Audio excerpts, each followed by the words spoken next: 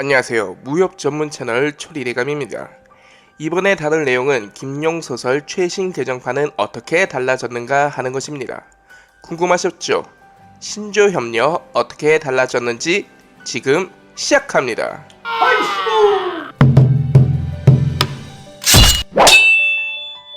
금륜법왕은 개정판에서 금륜국사로 명칭이 변경되었고, 또한 서장 라마교의 법왕이 아닌 몽골의 국사로 변경됩니다. 김용 작가의 이유를 한번 들어보실까요? 본 책의 초판에는 금륜국사를 금륜법왕이라 불렀고, 그 신문 역시 서장 라마교의 법왕으로 되어 있었다. 그런데 이에 대해 저자가 서장 밀종에 대한 편견을 가지고 있으며 항상 라마교를 부정적인 이미지로 묘사한다는 지적이 있었다. 사실 저자는 불교의 다른 종파와 마찬가지로 서장 밀종에 대한 어떠한 편견도 가지고 있지 않으며 서장, 정해, 사천, 감숙, 운남, 내몽고 등의 장족 동포에 대한 어떤 부정적인 이미지도 가지고 있지 않다. 저자는 한때 서장 불교의 정의, 청정 및 주문 등을 배운 바 있으며 현재도 거실에 서장 불교와 관련된 장식품이 걸려있다. 역사 기록에 따르면 원조 중기 이후 몽고의 일부 통치자들이 중원에 들어와 서장의 라마교를 이용해 백성들을 억압하고 악행을 일삼아 불교의 가르침과 계율을 어겼다고 한다. 저자는 이에 근거하여 작품 중 라마교 승려를 부정적인 역할로 내세웠을 뿐 개인적인 편견 같은 것은 없다. 그러나 더 이상의 오해를 피하기 위해 기존의 금륜법왕을 몽고의 국사로 바꾸었다.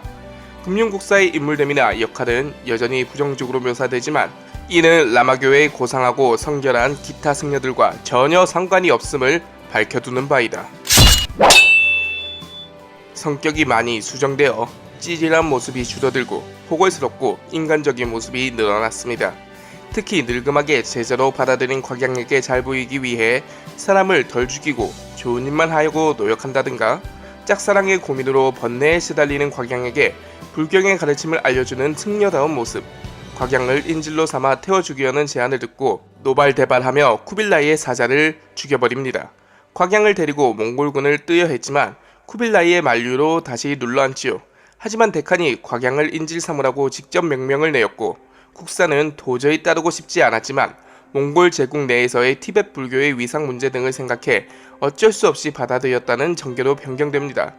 전투가 급박해지고 곽정이 항복할 기미가 없자 태워 죽이려고 숫자를 세는데 7, 8까지 헤아리고 곽양이 불쌍해 차마 세지 못하자 옆에 몽골 벼슬아치가 대신 숫자를 세고 불을 붙이라고 명령해버리죠. 최후 역시 변경되어 구판에서는 양과한테 맞고 주백통의 연희갑에 안겨 사망하지만 심판에서는 마지막 순간 터져나온 양과의 아면소원장에 승패가 엇갈리고 곽양이 묶인 망루가 무너져 내리려는 찰나 모든 것을 내어놓고 곽양을 풀어주며 마지막으로 한 번만 사부님이나 불러다오 라는 안타까운 말을 남깁니다. 그리고 곽양이 쓰러지는 불기둥에 깔리려는 찰나 용상반야공으로 불기둥을 받쳐들고 하늘로 날려버리지요. 부상당한 상태에서 최후의 기억을 쥐어짠 직후 기억이 쇠진해서 사망합니다. 곽양에게 그래도 너를 구해줘서 다행이다 라는 유언을 남기고 죽음을 맞게 되는 것으로 변경되었습니다. 견지병은 신조협력 3판에서 윤지평의 사자 명예 훼손 문제를 해결하기 위해 만들어진 인물입니다. 수정된 신조협력에서도 윤지평의 존재는 사라지지 않았기 때문에 신조협력에서의 윤지평의 추태만을 분리해낸 인물로 무공수주는 윤지평과 비슷하며 역시 구척이의 제자로 학렬은 한 단계 낮다는 설정입니다. 도호는 충화진일이며 이후 내용은 구판과 같습니다. 원판에서는 소용녀가 그다지 애정 표현을 하지 않지만 신판에서는 아주 닭살스러울 정도로 애정 표현을 자주 합니다. 본문의 내용입니다. 과, 난 계속 너를 찾아다니면서 머리카락이 어지럽혀져 있는 것도 상관 안 했어. 어차피 날 봐줄 사람이 없는걸? 난 오직 내가 날 바라봐주는 게 좋아. 내가 내 곁에서 날 봐주지 않으니까 난 너무 속상했어. 널 찾지 못했을 때 난 울었어. 너무 가슴 아프게 울었단 말이야. 내가 나빠. 와서 달래주지도 않고 와서 위로해주지도 않고. 소용녀는 말하면서 마치 애교를 부리는 것처럼 몸을 약간씩 꼬았다. 중략. 소용녀는 고면을 떠난 후 한마음 한뜻으로 오로지 양가만을 사랑했다. 사부의 예정 교훈들은 까마득히 잊어버린 지 오래였다.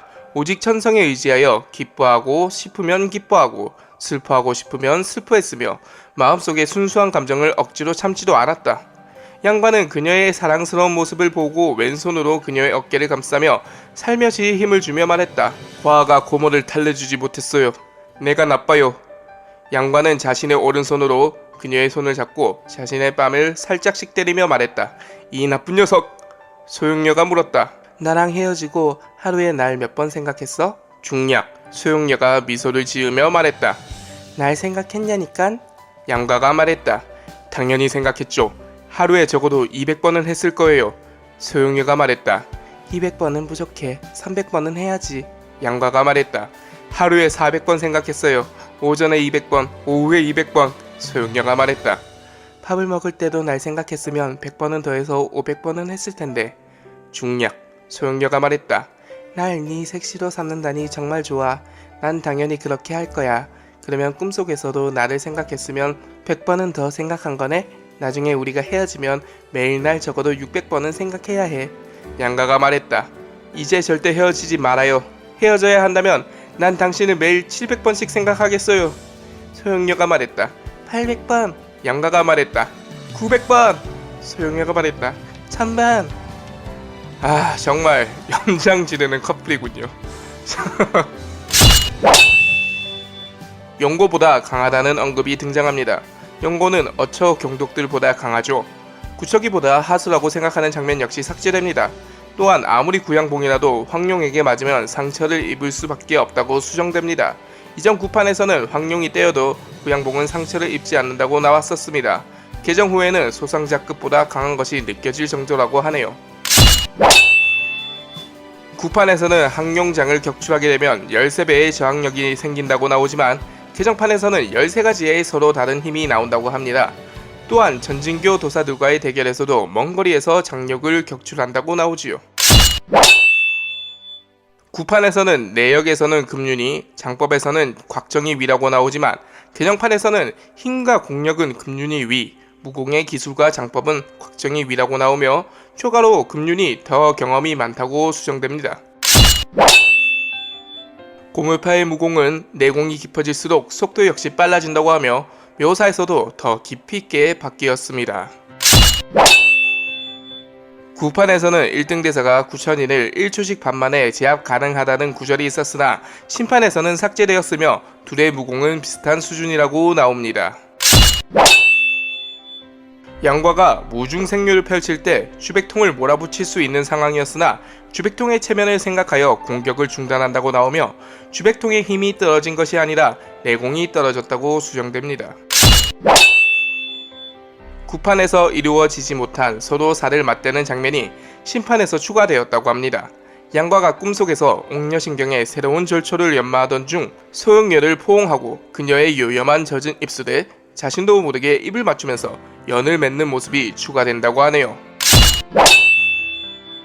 지고지순한 인물로 묘사된 곽양이 양과에 대한 연모의 정을 품도록 설정하여 소용녀와의 사이에서 삼각관계가 펼쳐진다고 합니다.